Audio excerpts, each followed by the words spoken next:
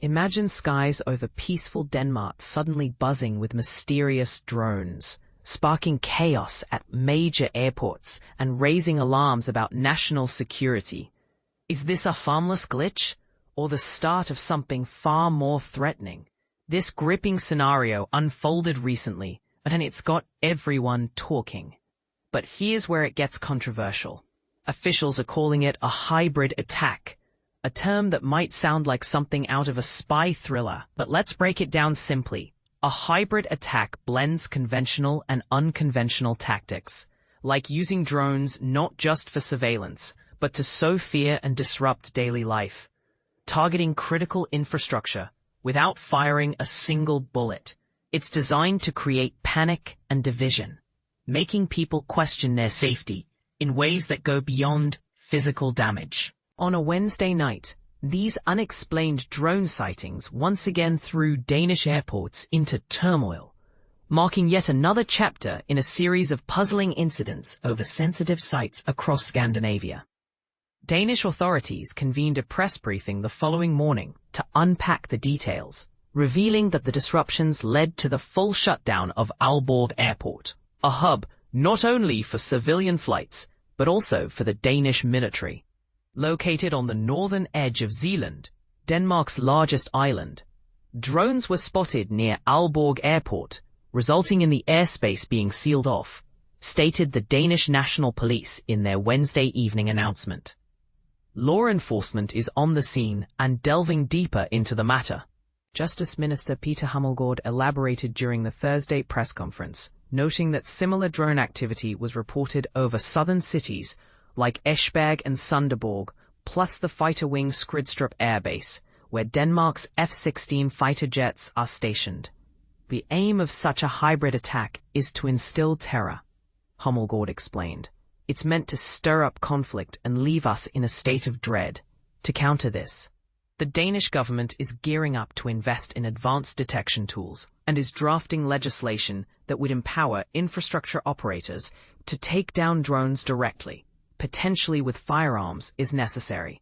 This approach aims to bolster defenses against these aerial intruders, ensuring quicker responses to protect vital facilities. These latest reports follow closely on the heels of a Monday night incident when Copenhagen Airport ground to a halt for hours, alongside Oslo Airport in southern Norway. Both cities are situated along the Skagerrak and Kattegat Straits, bustling waterways that link the North Sea to the Baltic Sea and serve as key routes for international shipping. The exact source or motive behind these drone flights remains shrouded in mystery. Yet, Defense Minister Troels Lund Poulsen, speaking at the same Thursday briefing, emphasized that the coordinated nature of the operations across multiple locations simultaneously suggests involvement from a skilled, organized entity. This fits my definition of a hybrid attack, employing various drone types, Poulsen remarked, and he pointed out that Denmark could activate NATO's Article 4 for consultations with allies, a provision in the North Atlantic Treaty that allows member states to request discussions on threats to their security, short of declaring an emergency. While Poulsen stressed there's no concrete proof linking this to Russia, Prime Minister Mette Frederiksen had earlier labeled the initial drone incursions over Copenhagen and other areas as a grave assault on Denmark's essential infrastructure. When pressed on whether Russia, whose drones have breached NATO airspace repeatedly in recent months, might be responsible, Frederiksen replied, "I can't rule out Russia as a possibility." And this is the part most people miss. The international implications could escalate tensions far beyond Denmark's borders, potentially drawing in global powers. The Kremlin swiftly rebuffed these claims on Tuesday, with spokesperson Dmitry Peskov dismissing them as unfounded. A nation that adopts a serious stance shouldn't repeatedly hurl such unsubstantiated allegations, Peskov said. By Thursday, Russia's embassy in Denmark took it a step further, branding the drone sightings as a manufactured provocation. In a Telegram post, they warned, "These incidents will likely serve as an excuse to heighten tensions, benefiting those intent on dragging out the Ukraine conflict and spreading it elsewhere." Russia categorically denies any involvement in these ridiculous speculations. Danish Police Chief Superintendent Jens Jespersen shared with reporters on Tuesday that investigators are exploring multiple hypotheses about the drone's origins, including the possibility they were deployed from vessels at sea. Authorities have flagged 3 Russian-linked tankers, the Astral 1, Pushpa, and Oslo Carrier 3, as potential launch platforms, according to Reuters.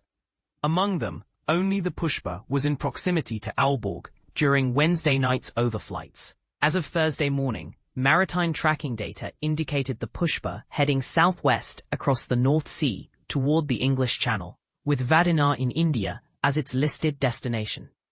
Ukraine's war sanctions website identifies the Pushpa as belonging to Russia's Shadow Fleet, a network of ships often uninsured and with murky ownership, used by Moscow to circumvent global sanctions. The vessel also goes by the name Borokai and flies the Benin flag per Ukrainian records. This Shadow Fleet concept is worth noting for beginners. It's like a hidden armada that helps countries dodge economic penalties, complicating international efforts to enforce rules. ABC News contributors Morgan Windsor and Will Gretzky helped compile this report. So, what do you make of all this? Is Russia truly behind these drone disruptions, or could it be a false flag to stir up trouble? Do you agree that labeling it a hybrid attack is justified, or is there a simpler explanation we're overlooking? Share your opinions in the comments. Let's discuss.